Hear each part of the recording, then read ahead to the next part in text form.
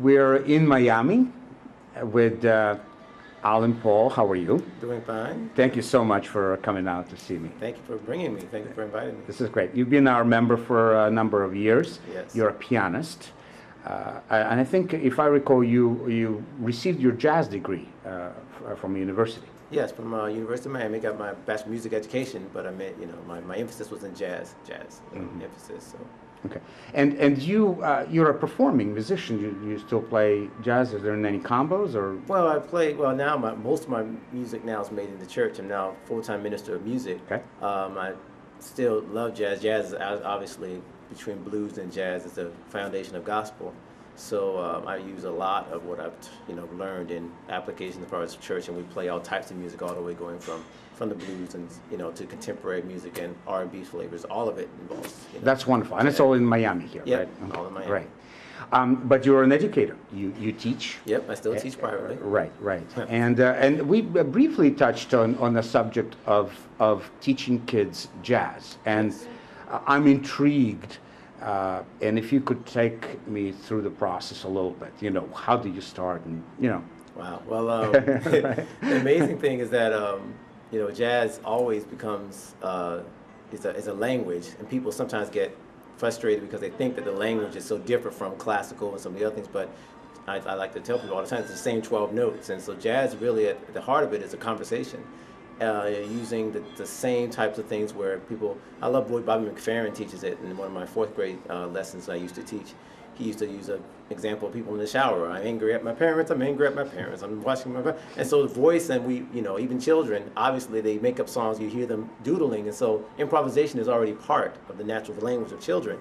So you don't really have to go too far to get them playing and thinking, and even if just playing on the black keys, the pentatonic. Right. It's very easy to get them to say, well, just make up a tune. They love to show you little tunes they made up, especially when they haven't practiced a regular lesson. So I try to use that as the first part, is use simply the fact that it's a conversation. Well, call and response, play what I play, see what I did with these keys, and can you do something a little different? And, just the improvisation becomes a natural form instead of something that you have to do.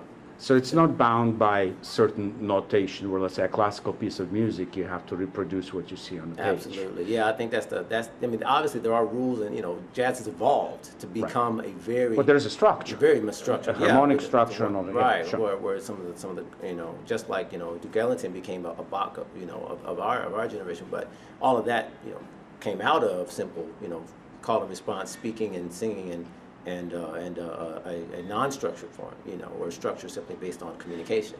So it's very much a conversation and a lesson in itself, it seems to me. Absolutely, Yeah. absolutely. So you show something and see if they can reproduce, and then back and forth. Yeah.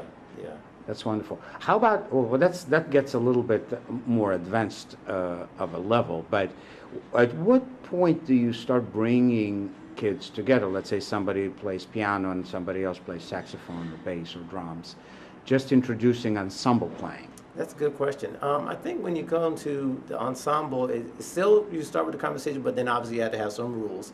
And so most of the time you have a child that has a basic theory, understanding chords. With piano, you have another child that understands basic beat, and so they do have to have some fundamentals. And then you have them come in together and give them like a blues piece, something very simple.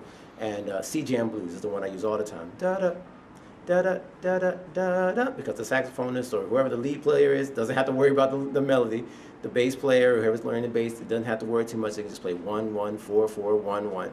And so you give them something very simple to, again, starting from the basics, Sure. but then build on that and tell them, well, try a little bit of this. And it's all about taking risks. That's the thing. Right. Children, sometimes they get risk averse, but you need to keep them taking risks and say it's okay to make a wrong note every once in a while, because the wrong note actually becomes the right note in jazz. Right. So you actually encourage them to take risks, and so when they get together, you obviously work on rhythm first, but then you encourage them to take melodic risks as well.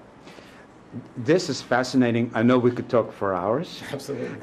Our time is somewhat limited in this format, but I think it's a great story. Oh, thank you. I truly appreciate your coming out here to visit with me. And I'll tell you, I love Miami. Today it's 24 degrees in Philadelphia. Well, so anytime you need to come down, you'll find. Thank you. Walking on the beach was wonderful. Wonderful. So nice to meet you. Thank you. Thank you again, and thank you for inviting me again.